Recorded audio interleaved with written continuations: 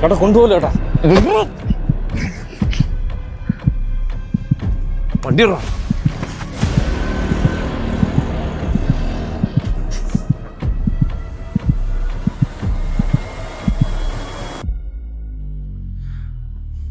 എടാ എന്താടാ പ്രശ്നം? ആരാ നിന്നെ ഒന്ന് അടിച്ചേ? ബിസിനസ് കുറച്ച് ഡൗൺ ആണെന്ന് എനിക്കറിയാമല്ലോ. 2 ദിവസത്തിനുള്ള ഒരു ഹ്യൂജ് എമൗണ്ട് വേണം. എൻ്റെ കയ്യിൽ 1 രൂപയില്ല. ചേട്ടൻ്റെ അടുത്ത് പൈസ ചോദിച്ചു, അങ്ങനെ തന്നില്ല.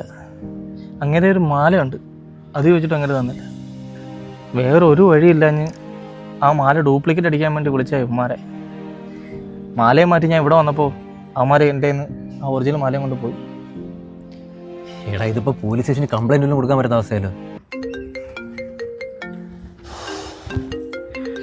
ചേട്ടനാ പുള്ളി അറിഞ്ഞാണോ ഡ്യൂപ്ലിക്കേറ്റ് ആക്കി? ഹലോ ഡാ, നിനക്ക് എത്ര വേണ്ടേ?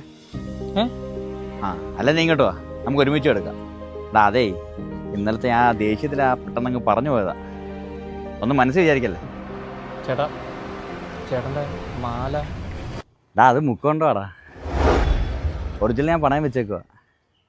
ഞാനും ബിസിനസ് അല്ലേടാ ചെയ്യുന്നത്, എനിക്ക് അവളെ വെച്ച് പറയാൻ പറ്റുമോ? ആ മാല ഡ്യൂപ്ലിക്കേറ്റ് ആണ്. അപ്പൊ അവൻ ஆசை புன்னகை மூஞ்சையில் மூஞ்சி மூஞ்சி மூஞ்சி மூஞ்சியில் மூஞ்சி மூஞ்சி மூஞ்சி மூஞ்சி